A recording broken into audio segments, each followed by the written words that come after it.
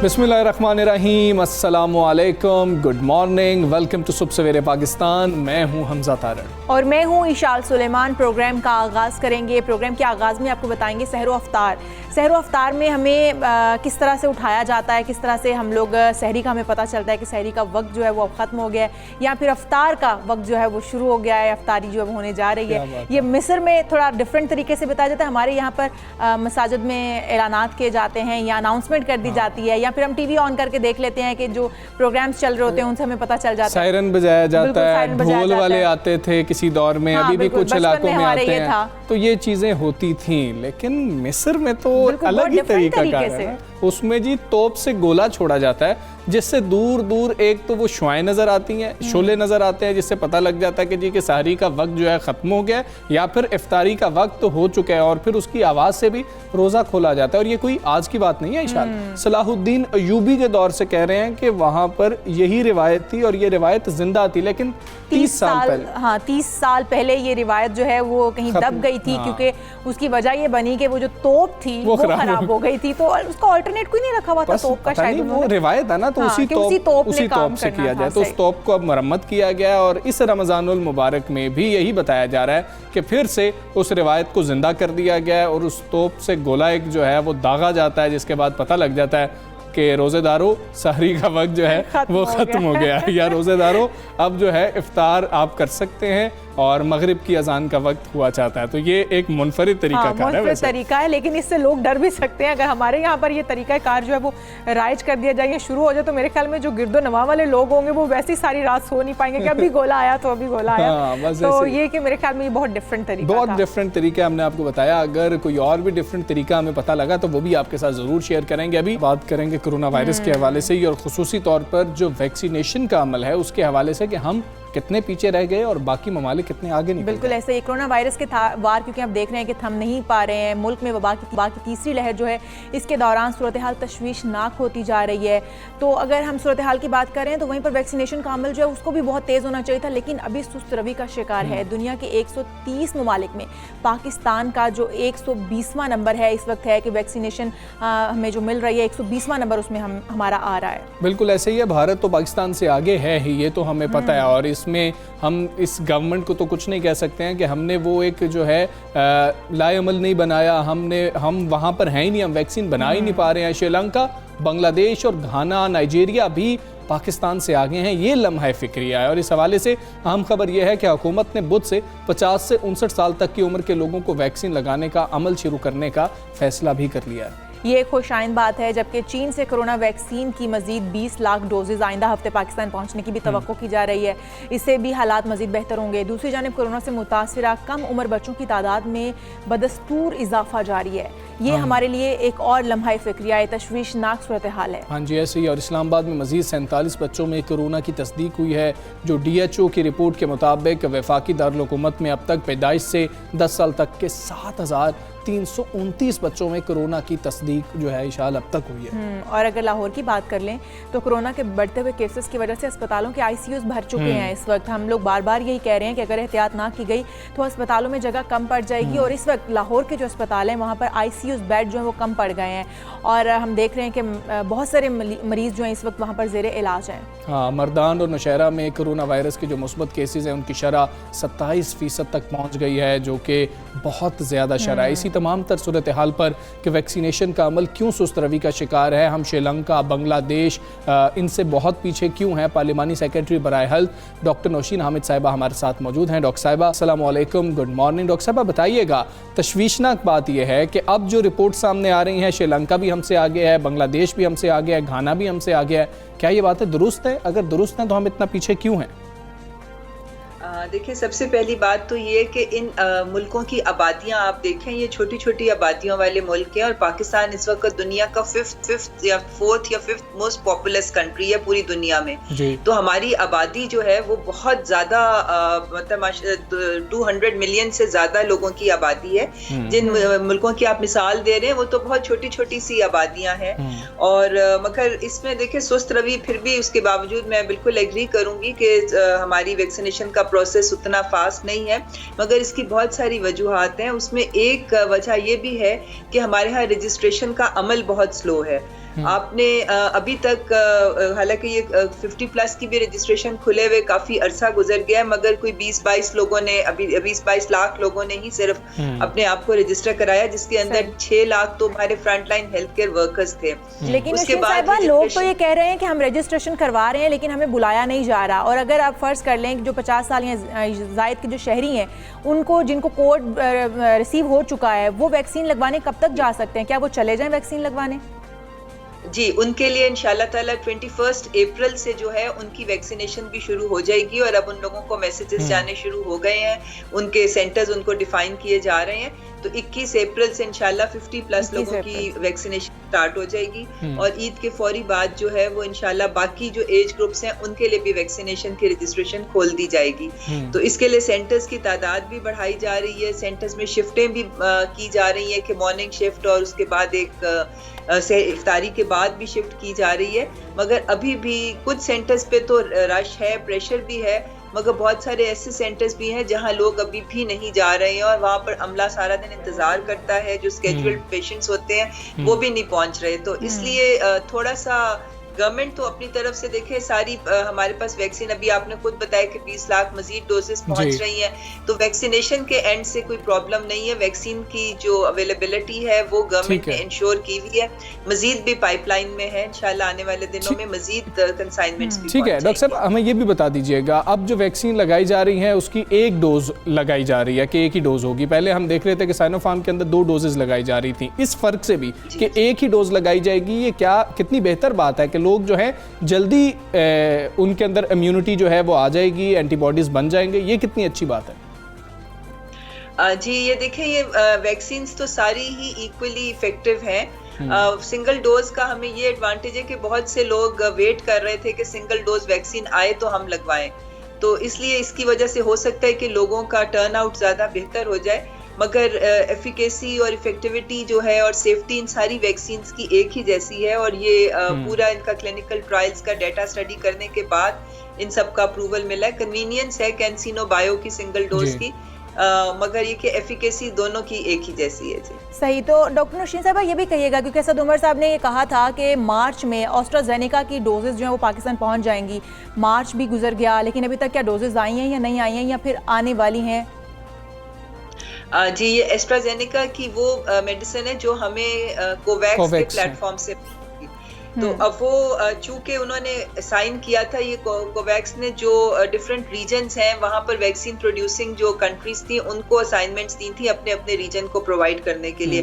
पाकिस्तान को इंडिया ने प्रोवाइड करनी थी क्योंकि सीरम इंस्टीट्यूट ऑफ इंडिया जो है वो एस्ट्राजेनेका ऑक्सफोर्ड की वो बनाता था। इंडिया में आपने खुद देखा है कि वहां पे हालात किस तरह के हैं कि उनके तो 2 लाख से प्लस पेशेंट्स जो हैं वो डेली के डायग्नोज हो रहे हैं, पॉजिटिव आ रहे हैं। तो उनका अपना क्राइसिस इतना बड़ा आ गया था कि उन्होंने फिर उसको एक्सपोर्ट एग्जेम्पशन सर्टिफिकेट नहीं दिया था और इस वजह से वो डिले हो गया। अब पाकिस्तान जो है वो ऑल्टरनेट जो है इटली और कोरिया जहां पर ये मैन्युफैक्चर होती है वहां से हमारी बातचीत चल रही है कि हम ऑल्टरनेट मैकेनिज्म से उसको मंगवा लें। तो इंशाल्लाह वो भी एक्सपेक्टेड है कुछ दिनों में कि वो वाली कोवैक्स वाली भी पहुंच जाएगी। सही है नौशीन आमिर साहबा, एक और अहम चीज़ है कि हमने 2 डोजेज लगवा ली लेकिन उसके बाद इसकी 100% जो है इसका रिजल्ट नहीं है। उसके बाद अगर चेक किया, टेस्ट करवाया, एंटीबॉडीज डेवलप फिर भी नहीं होते हैं, फिर उस शख्स को क्या करना चाहिए? क्या तीसरी डोज के लिए बात करनी चाहिए कि मुझे तीसरी डोज लगा ली जाए या क्या प्रोसीजर होगा उसके बाद? जी देखें, चूंकि ये वैक्सीन पहली दफ़ा दुनिया में बनी है, इसके लॉन्ग टर्म इफेक्ट्स, इसकी ये सारी चीज़ें जो हैं ये अभी स्टडी हो रही हैं। मगर इस चीज़ की बात हो रही है कि क्योंकि ये आपने देखा होगा कि 70%, 80%, किसी की 90% एफिकेसी डिक्लेयर की जाती है। उसका यही मतलब होता है कि अगर 100 लोगों को लगी तो 80 लोगों में एंटीबॉडीज डेवलप होगी, 20 में शायद ना हो। तो उसके लिए अब कंसिडर किया जा रहा है यूएई में, जहाँ पे साइनोफार्म हमसे पहले लगी थी, कि जिनमें एंटीबॉडीज डेवलप नहीं हुई उनको 3rd डोज दी जाए। बट ये सारी चीजें अभी अंडर स्टडी है। इंशाल्लाह ताला ये टाइम के साथ साथ सारी इवॉल्व हो जाएंगी और कोई बाकायदा लाए अमल मिल जाएगा। तो डॉक्टर साहिबा, क्या हम समझेंगे पाकिस्तान मजीद डोजेज जो है वैक्सीन की वो दरामद कर रहा है, और कब तक कर लेगा? क्या ईद के बाद हम देखें कि जो वैक्सीन का अमल है वो मजीद तेज हो सकता है? जी देखें, जिस तरह से एज ग्रुप्स खुलेंगे, ज़्यादा से ज़्यादा लोग रजिस्टर अपने आप को कराएंगे, तो बिल्कुल डेफिनेटली ये स्पीड अप होगा। और इसको स्पीड अप करने के लिए पूरी लाहे अमल भी बनाए जा रहे हैं। और सबसे बड़ी बस ये कि हम अपनी अवेलेबिलिटी जैसे ही हमारी इंश्योर होती जाएगी, उतने लोगों के लिए जो है वो रजिस्ट्रेशन खुलती जाएगी और उनको कोड जाता जाएगा और वो आके सेंटर्स पे अपनी लगवा लें। बिल्कुल इस वक्त सबसे बड़ी बात ये कि हमारे पास इंशाल्लाह ताला इसी महीने के आखिर में कैंसिनो बायो की 30 लाख डोजेज जो हैं वो पहुंच रही हैं कॉन्सेंट्रेट के फॉर्म में, जो कि पाकिस्तान NIH के अंदर उसको इंडिविजुअल पैकिंग, उसको डाइल्यूट करके इंडिविजुअल 30 लाख डोजेस जो है उस बल्क फॉर्म की जो हमें वैक्सीन मिलेगी वो हम यहाँ खुद तैयार करेंगे। तो इंशाल्लाह ये सारे प्रोसेस इसीलिए हैं कि हम इस सारी चीज़ को स्पीड अप किया जाए। ठीक है नौशीन अहमद साहिबा, एक कन्फ्यूजन है लोगों में, जिस वजह से मुझे लगता है कि शायद ये भी एक वजह होगी, एक फैक्टर होगा कि लोग आ नहीं रहे वैक्सीन लगवाने के लिए। बुजुर्ग परेशान है कि मुझे तो फलां बीमारी भी है, मुझे तो फलां बीमारी भी है, पता नहीं मुझे ये वैक्सीन लगवानी चाहिए इस बीमारी के साथ या नहीं लगवानी चाहिए है। उसके लिए जो है अभी तक जैसे बात की गई थी, उनको फ़ोन कॉल्स भी किए जाएंगे, उनको बताया भी जाएगा, एजुकेट भी किया जाएगा, वो मरहला भी नहीं आया, तो शायद लोग इस वजह से भी परेशान हैं। नहीं देखिए, ये जो सेंटर्स बने हुए हैं इसके ऊपर डॉक्टर्स मौजूद हैं। जब वो जाते हैं तो वो पहले आपकी हिस्ट्री लेते हैं, वो आपसे पूछते हैं कि आपको कौन कौन सी प्रॉब्लम्स हैं। किसी को ब्लड प्रेशर, बड़ी एज में आमतौर पे हाइपरटेंशन, ये ब्लड प्रेशर का, डायबिटीज़ का, इस किस्म की कॉम्प्लिकेशंस होती हैं और हार्ट डिजीजेज होती हैं। तो वो डॉक्टर्स उनका पूरा स्टडी करते हैं, उनकी हिस्ट्री लेते हैं और उसके बाद उनको गो अहेड देते हैं, क्योंकि ये सारी बीमारियां जो है ये कॉन्ट्राइंडिकेटरी नहीं है, आप इनके साथ भी वैक्सीन लगवा सकते हैं। तो इसलिए मगर वहाँ पे सेंटर्स के ऊपर डॉक्टर्स बैठे होते हैं गाइड करने के लिए, और वहाँ पे आपका ब्लड प्रेशर, शुगर सब मॉनिटर होती है, पूरी हिस्ट्री आपकी ली जाती है और फिर आपको वो डॉक्टर एडवाइस भी देता है और उसके मुताबिक फिर वैक्सीनेशंस हो रहे हैं। डॉक्टर साहब, छोटे बच्चों की बात कर लें तो वैक्सीनेशन का अमल जो है वो अभी दूर दूर तक हमें होता हुआ नजर नहीं आ रहा। क्या दीगर मुमालिक की बात कर लें तो वहाँ पर इसके ऊपर काम शुरू हुआ है कि बच्चों को भी वैक्सीनेट किया जा सके? जी, चूँकि इससे पहले 18 साल से कम उम्र लोगों के ऊपर क्लिनिकल ट्रायल्स नहीं हुए थे वैक्सीन्स के, तो इस वजह से उनको रेकमेंड नहीं की जा रही। मगर अब चूंकि जिस तरह से आपने अभी खुद भी मेंशन किया कि बच्चों में अब इसके केसेस हमें बढ़ते हुए नजर आ रहे हैं। एक्चुअली केसेस पहले भी थे मगर बच्चे जो थे वो ज्यादातर एसिम्प्टोमेटिक होते थे, उनमें सिम्टम्स नहीं होते थे, वो कैरियर्स होते थे और इसीलिए वो डेंजरस भी होते थे कि वो स्कूल्स को बंद भी जो किया गया था कि वो स्कूल से वो डिजीज वो ले आते थे इन्फेक्शन, उनमें खुद चूंकि कोई सिम्टम नहीं होता था तो इसलिए घर के बड़े बुजुर्गों को पता नहीं चलता था और वो बच्चे कैरियर थे और बड़ों तक वो इन्फेक्शन पहुंचा देते थे। अब चूंकि केसेस की तादाद जितनी बढ़ गई है उसमें बच्चों की तादाद भी ऑटोमेटिकली उसी तनासब से बढ़ी है और बच्चे अब सिम्प्टोमेटिक भी हमें नज़र आने शुरू हो गए हैं। तो इसके लिए अब पूरी दुनिया में ट्रायल्स जो हैं वो कई जगहों पे शुरू किए जा रहे हैं कि बच्चों के ऊपर भी ये क्लिनिकल ट्रायल किए जाएं। जैसे ही उसका रिजल्ट आता है और अप्रूवल मिलता है तो फिर बच्चों पे भी ये वैक्सीन। ठीक है नौशीन अहमद साहिबा, बहुत शुक्रिया आपका, सब सवेरे पाकिस्तान का हिस्सा बनी। और वो जो था कि कई ममालिक जो हैं खित्ते में हमसे आगे हैं, उसको उन्होंने ये कहा जी कि उनकी पॉपुलेशन कम है, हालांकि तकरीबन 16 करोड़ के पास है बांग्लादेश की जो है पॉपुलेशन है। लेकिन हमारी कोरोना वैक्सीनेशन जो है वो भी सुस्त रवि का शिकार है। शायद उसमें आगाही का भी बहुत ज़्यादा हाथ है कि हम देख रहे हैं हमारे जो वैक्सीनेशन सेंटर हैं वो उनमें तादाद बहुत कम नज़र आती है हमें, लोगों में आगाही भी कम है। फिर वैक्सीनेशन आई भी हमारे मुल्क में उस तरह से नहीं है, पूरी तरह से डोजेज जो है वो यहाँ पर मौजूद नहीं है। तो ये दोनों फैक्टर हो सकते हैं कि अभी हम जो है इससे निकल नहीं पा रहे हैं। बिल्कुल ऐसे ही आगे बढ़ते हैं शाल। और अहम चीज़ जो है फैसले किए गए हैं, स्कूल स्कूल्स के हवाले से, 12वीं तक जमात के हवाले से फ़ैसले किए गए हैं। वफाकी हुकूमत ने कोरोना के फैलाव के पेश नज़र पहली से जो 8वीं तक तालीमी इदारे हैं वो ईद तक बंद रखने का फ़ैसला किया। जिस तरीके से पहले हम बात भी कर रहे थे कि शायद ये फ़ैसला ऐसा ही होगा, बिल्कुल ऐसे ही, और बच्चों के एग्ज़ाम जो है उससे मुतासर ना हो। जबकि 9वीं से 12वीं तक के जो तालीमी इदारे हैं आज से सख्त कोरोना SOPs के साथ खोले जाएंगे। वफाकी वज़ीर तालीम शफ़क़त महमूद की सरबराही में 3 बैनुल सूबाई जो वज़राए तालीम का हंगामी इजलास हुआ, उसमें ये बात तय हुई कि जो क्लासेस हैं किनको खोला जाए और किनको भी बंद रखा जाए। बिल्कुल ऐसे ही, और तमाम सूबाई वज़राए तालीम ने बोर्ड्स क्लासेस शुरू करने की सिफारिश की थी, लेकिन NCOC के हुकाम का ये कहना था कि केसेस बहुत ज़्यादा बढ़ रहे हैं, अभी तालीमी इदारे ना खोलें तो बेहतर होगा, और यही फिर फैसला किया गया। और कैम्ब्रिज स्कूल के हवाले से बात कर लें, इजलास में O लेवल A लेवल इम्तिहानात जो हैं वो शेड्यूल के मुताबिक लेने का फैसला भी हुआ है। बच्चों को बहुत ज़्यादा तशवीश थी इसके ऊपर, वो कह रहे थे कि नहीं होने चाहिए। का कहना ये भी था कि हमारी तैयारी मुकम्मल नहीं है, इसलिए एग्जाम्स नहीं होने चाहिए। जबकि कोरोना की ज़्यादा शरह वाली जो यूनिवर्सिटीज़ हैं उनमें ऑनलाइन जो तालीम का सिलसिला है वो जारी रहेगा, जबकि मुस्बत केसेस की 8% से कम शरह वाले इलाकों में जो जामियात हैं अपने मामूलात जारी रख सकते हैं। बिल्कुल ऐसे ही है, और शफ़क़त महमूद साहब ने यह भी कहा कि मुतासरा अज़ला में 9वीं से जो 12वीं तक की क्लासेस हैं वो एक दिन छोड़ कर ली जाएंगी, ताकि तलबा बोर्ड के इम्तिहानात की जो तैयारी कर सकें। बोर्ड के इम्तिहानात आ गए हैं, वो लेने भी हैं, और मई के आखिर की बात हो रही थी। और उन्होंने ये भी बताया कि 9वीं से 12वीं जमात तक इम्तिहानात मई के आखिरी हफ्ते से पहले नहीं होंगे।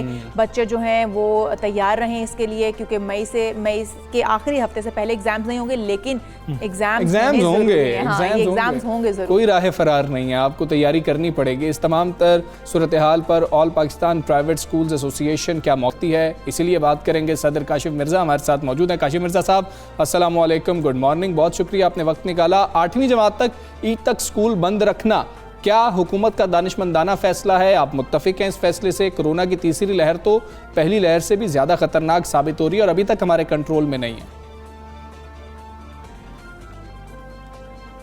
देखिए, जहां तक बात है ये कोरोना की तीसरी लहर का, तो ये बड़ी अफसोसनाक बात है। एक बात हमें समझ लेनी चाहिए कि जब तक हमारे हुक्मरान और जो जितने भी सियासी कायदीन हैं, अगर ये खुद एक रोल मॉडल नहीं बनेंगे, तो ये आप तवक्को ना रखें कि ये जो अवामी सतह पे ये जो आगे पास होगा।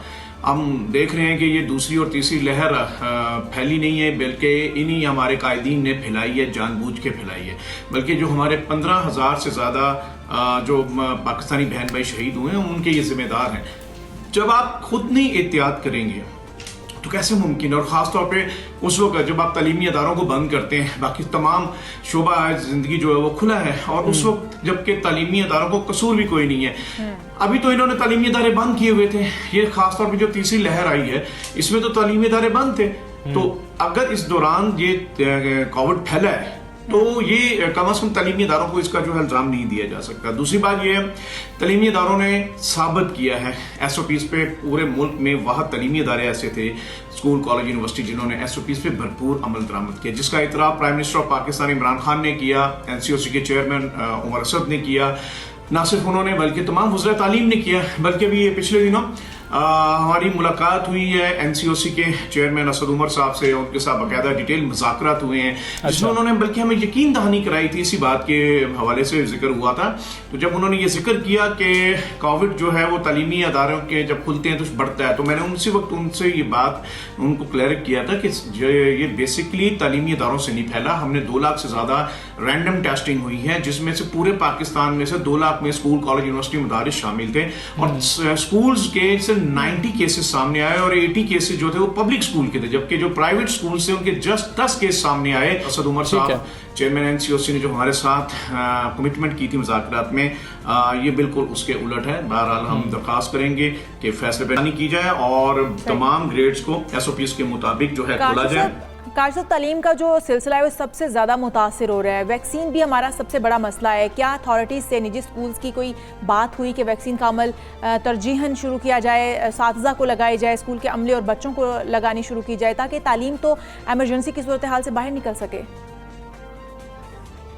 इस मौके पे मैं प्राइम मिनिस्टर इमरान खान साहब से ये दरख्वास्त भी करूंगा कि जो हमारा टीचर है और जो हमारे बच्चे हैं, अगर हम वाकई इनको महफूज बनाना चाहते हैं तो तालीमी इदारे बंद करना इसका हल नहीं है, बल्कि इसका हल क्या है, वो ये है कि आप जिस तरह आपने फ्रंट लाइन के तौर पे मेडिकल स्टाफ को जो है वैक्सीनेट करने के लिए प्रायोरिटी दी है, इसी तरीके से हमारे बच्चों को और हमारे जो असातिज़ा हैं इनको जो है प्रायोरिटी पे रखें। ये फ्रंट लाइन के ऊपर है। अगर आप वाकई इस मुल्क से, इस कौम से सिंसियर हैं, इन बच्चों से सिंसियर हैं, तो मेरी दरखास्त है कि हमारे बच्चों को, हमारे टीचर को प्रायोरिटी पे वैक्सीनेट करें ताकि इनकी तालीम सिलसिला, तदरीस का सिलसिला जारी रहे। काशिम मिर्जा साहब, अभी जो फैसला किया गया ईद तक स्कूल नहीं खोले जाएंगे 8वीं जमात तक, अगर स्कूल उसके बाद भी नहीं खोले जाते, सूरत हाल को देखते हुए, अल्लाह करे कि सूरत हाल बेहतर हो जाए, तो प्राइवेट स्कूल एसोसिएशन का क्या रद्द अमल होगा? देखिए जी, we must be very practical. अब तक तो हमने ये देखा कि पिछले 1.25 साल के अंदर हमारा 10,000 जो प्राइवेट तालीमी अदारे थे वो बंद हो चुके हैं। हमने ये देखा है कि हमारे 15 लाख में से 7 लाख टीचर बेरोजगार हो चुके हैं। हमने ये देखा है कि हमारा जो 5 करोड़ बच्चा ज़ेर तालीम था पब्लिक प्राइवेट तालीमी इदारों से, 4 करोड़ यूनिसेफ के मुताबिक मुस्तकिल उससे मुतासर हो चुका है। तो गवर्नमेंट ने अब तक तो कुछ भी नहीं किया। लेकिन हम सिर्फ एक चीज इनसे मांगते हैं, और वो ये मांगते हैं, हमारे तालीमी इदारों को नहीं देना, ना दो। आपको लगता है ये बुरे हैं, बंद करना है, आप बंद कर दो, लेकिन हमारे 7.5 करोड़ बच्चों को उनका आईनी तालीमी हक दो, जो कि उसको आइन 25A आर्टिकल। काशिम मिर्जा साहब, ऑनलाइन तालीम की बात करें तो हमारी प्रैक्टिस भी नहीं थी, इससे पहले हम लोग जो है इस मरहले से गुजरे भी नहीं है, तो इससे निजी स्कूलों को, साथिज़ा और तलबा को क्या मुश्किलात पेश आई हैं? देखिए, जहाँ तक जो ऑनलाइन एजुकेशन का सिस्टम है, अनफॉर्चुनेटली पूरे पाकिस्तान के अंदर गवर्नमेंट का अपना ये डाटा कहता है कि पेरेंट्स के पास जो हाउस होल्ड फैसिलिटी है अलॉन्ग विद डिवाइसेस, वो सिर्फ 14%, सिर्फ 14% ऐसे पेरेंट्स हैं पूरे पाकिस्तान में जिनके पास net facility along with devices है। इसका मतलब ये नहीं है कि उन 14% को क्लासरूम एनवायरनमेंट की समझ बूझ है। उनमें से भी बहुत से, फिर आप ये देख लें, अगर 86% के पास तो सिरे से ये फैसिलिटी मौजूद नहीं, तो इट्स अ फ्लॉप प्रोजेक्ट। ये भी ऑनलाइन के आपका इंफ्रास्ट्रक्चर नहीं है। सेकंड, हमारे टीचर, हमारा पेरेंट, हमारा स्टूडेंट, तीनों इस काबिल नहीं हुए कि उनके पास जो है वो आईटी की लिटरेसी हो। और फिर सबसे इंपॉर्टेंट चीज़ ये है कि हमारा 5 करोड़ बच्चा जो है पब्लिक और प्राइवेट स्कूल्स के अंदर पढ़ रहा है। इसमें से जो प्रिविलेज क्लास है, जिसको आप एलीट क्लास कहते हैं, वो महज उसके 10 लाख बच्चे हैं जिन तक ये ऑनलाइन फैसिलिटी में, जो वो भी इस पे खासे परेशानी का शिकार हैं। यही वजह कि आपने देखा है कि वो लीड तबका जो है, ONA लेवल्स के जो बच्चे हैं, वो भी चीख रहे हैं कि एग्जाम के हवाले से कि उनको आगे किया जाए, क्योंकि ऑनलाइन पढ़ा है तो ऑनलाइन फिर एग्जाम लिया जाए। तो यकीनन ये उसकी नाकामी है, और वो बहुत से बच्चे जो हैं सड़कों पे आए, मुजाहरे किए।